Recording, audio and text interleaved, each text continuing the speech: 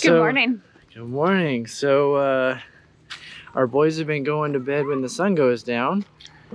So we've been getting up when the sun comes up. So yeah, getting up and seeing the sunrise come up over the water, it's pretty incredible. So I'm definitely not a morning person, but camping somehow makes mornings a little bit easier. I've been enjoying getting up and getting enough sleep. Well, most nights I've gotten enough sleep. There was one night at the beginning where Jeff was not quite sure about it, but he's gotten used to it, so it's gotten better. Come on, guys. Follow, follow. So this is a really good campground. This is Chester Frost State Park. We're really enjoying it. And maybe it's just because there's water, but I don't think so.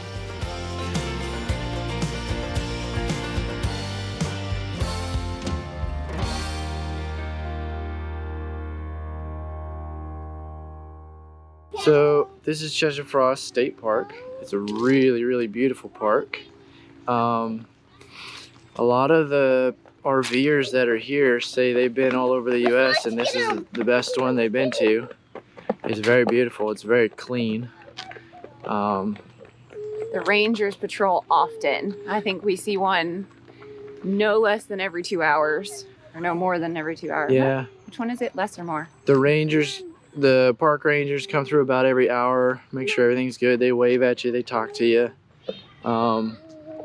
Yeah, this is actually a really good park. Whether you're a family or whether you're just two people or just solo, you're right on the water.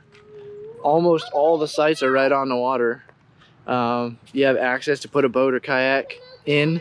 There are some first come first serves here, but for the most part you need to do reservations because this place is packed for the weekend. Over here on the RV section there are showers that are individual showers, so like family style showers that each have their own door and lock from the outside.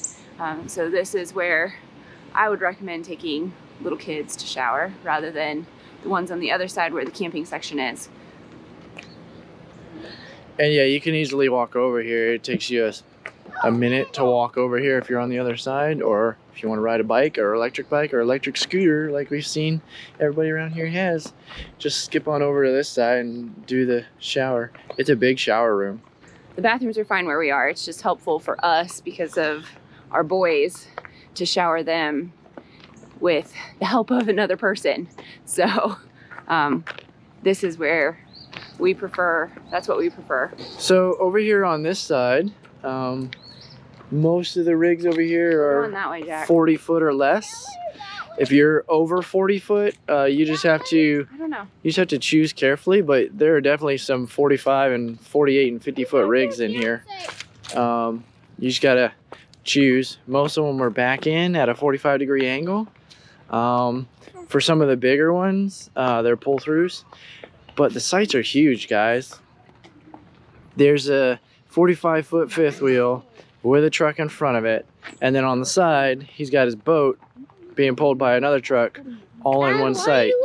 And you still have your yard area. So these sites are big. You just got to plan accordingly.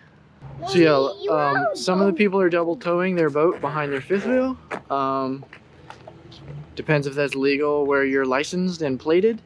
But then there's also a ton of people here that pull their boats in with a second vehicle. Because this is, I mean, every morning people are all over the water. Kayaks, canoes, fishing, just out there having a good time, boats. But yeah, there's some huge sites. Like this one right here, that's a 40-foot rig, and then there's a truck, and you could park another truck behind it. So if you're bigger than 40 foot, you just have to plan ahead to know which site to get, but you could easily get in here, no sweat. So there are a lot of families here. There's a lot of, it's actually a really good mix of people that are here. Lots of two people, lots of families. There's a whole primitive camping section too, if that's your thing, where people are stringing hammocks up between the trees. So it really just depends on which way you travel.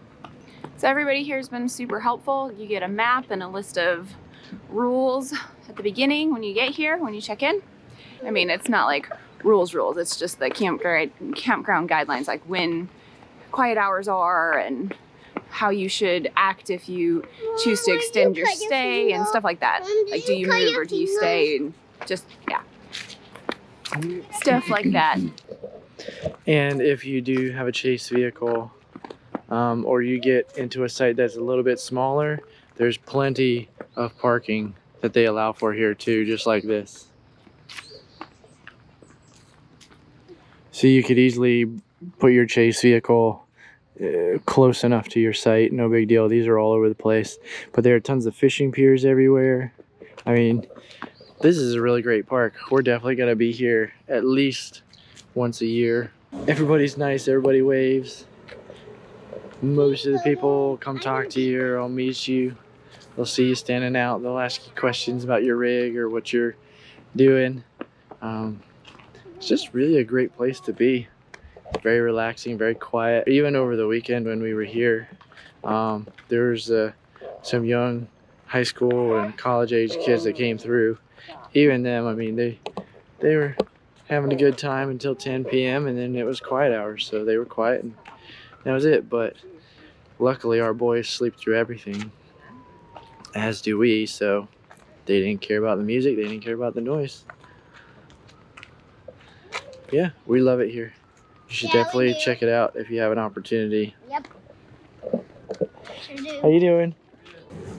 Sorry, this isn't one take. Every couple sites we go by, everybody stops and talks. Everybody's friendly here, so that's a big plus. Most people here have honey pots because there's no sewer on site, but there are plenty of sewer dumps in the campground. And then also at the entrance to the park, there's a bunch of dump sites. So very easy access. Yet, so but yeah, you see people walk through the campground with the honey pots, pulling them behind them, just to drag them over to the spot and dump them real quick and walk them back. Real easy, super easy. Some people are dragging them with golf carts or side by sides, but real easy access. But overall, we really love it here. If you're coming through this area, you should definitely check it out. It is Chester Frost State Park. Pay attention to the lengths on the sites you choose. They don't like you to park on the grass. But if you have a boat, bring it. Get on the water. One of the RVers said that they recommend that you round up on your lengths because of the way that they are situated on an angle. Sometimes you'll still be sticking out a little bit if you choose one of the shorter sites, if you're a longer rig. So be aware of that. Yeah, and also be aware if you're coming in on the weekend, it's going to be packed. Yes. If you come in during the week, very easy access. All the cars and most of the RVs are gone, so you can skip through the campgrounds and get to your spot real easy. If you come in on a weekend, get in line and hope nobody's parked in the way. But yeah, great place. Definitely check it out when you get here. Thanks for watching. We are on to the next adventure.